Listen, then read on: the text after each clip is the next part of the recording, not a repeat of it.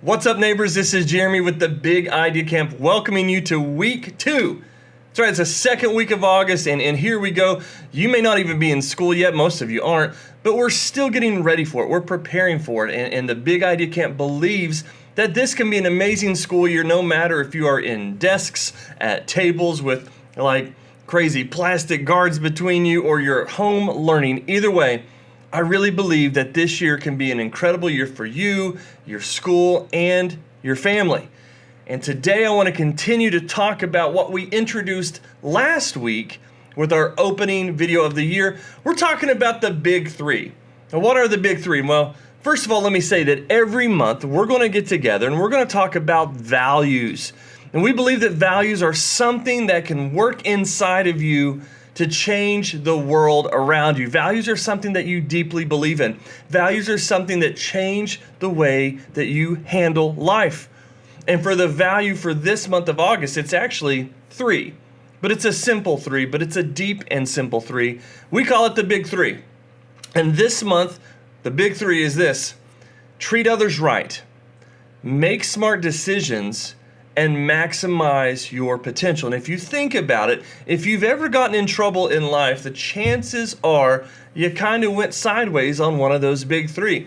Where, think about it. Have you ever gone to the principal's office? I hope you haven't. But have your parents ever had to sit you down and say like, hey, listen, you did this wrong? Were you treating others right? Because that's huge. We need to treat other people right. Were you making smart decisions? Perhaps throwing that baseball at that window was a bad decision. That wasn't smart.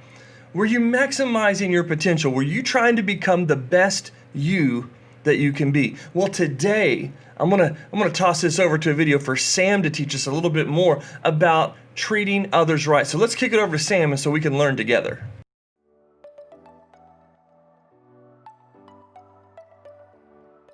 Hello again, everybody. I'm Sam.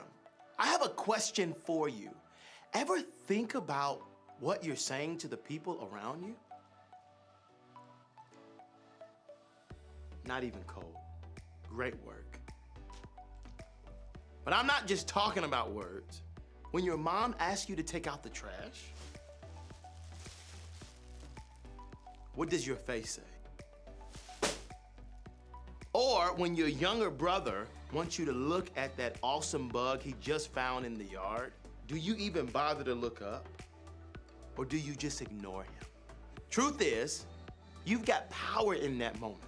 If you choose to look your brother in the eye and listen to what he says, you show him he's important to you.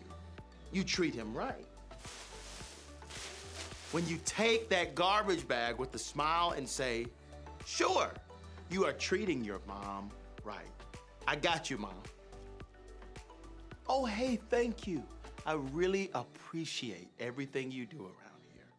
When you think before you speak, you can show the people around you that they're important because they really are. Your sister, your classmate, your neighbor, the guy who bags the groceries at the store. Every single person you meet every day is important. And you can remind them when you treat them right with your words and actions. So I want you guys to repeat after me. Are you ready? Treat others right. Come on, say it again, nice and loud. Here we go. Treat others right. I'll be back again next week.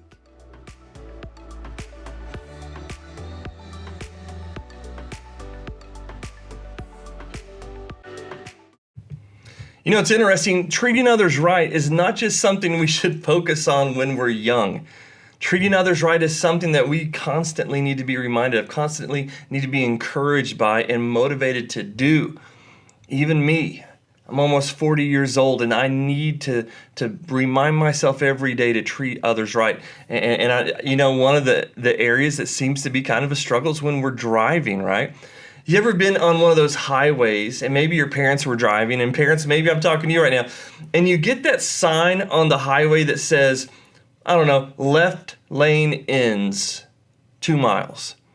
And you find yourself like, okay, well, maybe I can grab in that left lane really quick and pass a couple cars and get back over in that right lane because the left lane's going to end. But you start to notice, you look ahead and you can see the left lane ending in it, and it's going into the right lane, and it's only the right lane open for the next 2 miles.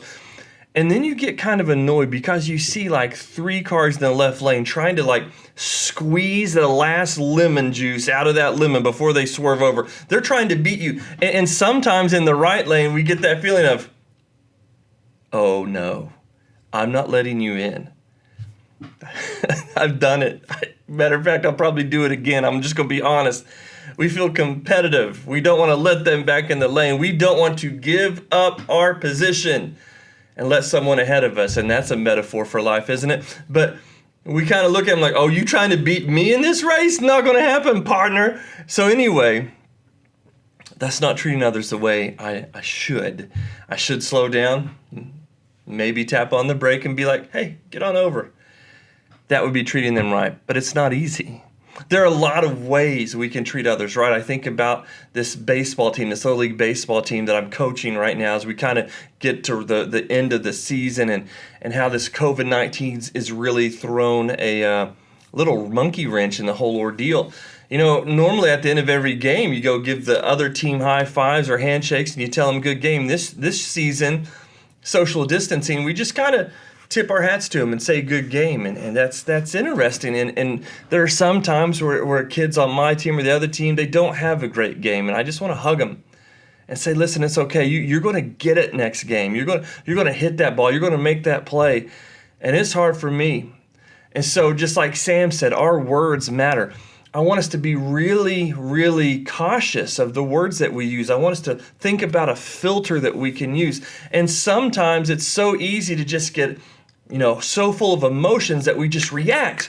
We respond with words like, that was stupid, when the truth is that could hurt somebody's feelings. And so we need to filter. We need to filter our words. We need to give it some space. You know what a filter is, right? You ever seen coffee being made? That white little thing that the coffee grinds are in the water, and the water pours over the coffee, and then the water comes out. That filter is there so the grains don't get in it. We need to filter some of the things before we say it. And so let's look at this week's worksheet. And you know what? We're going to attach this to the video. Parents, you can print it out if you wish. Matter of fact, you can download it on your iPad or whatever, and you can even work it out digitally. But let's look at this. This is from our neighbors at Core Essentials that do this curriculum. Just a huge fan of them. So thankful for what they do all school year long. This is what we use.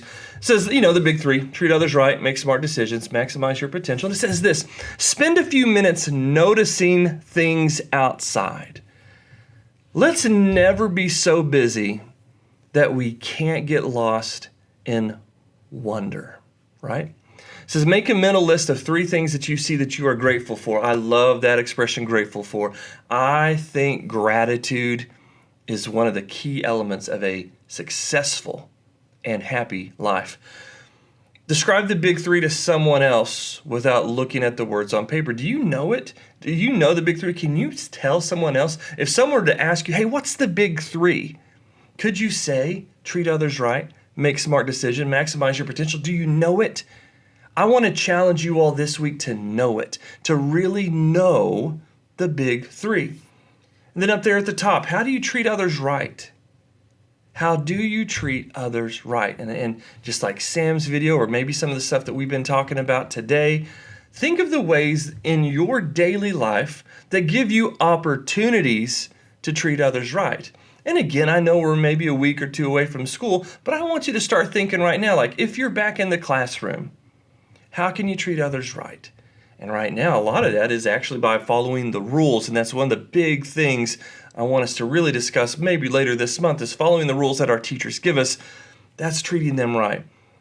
And then draw a picture of yourself treating someone right. Maybe that's opening a door.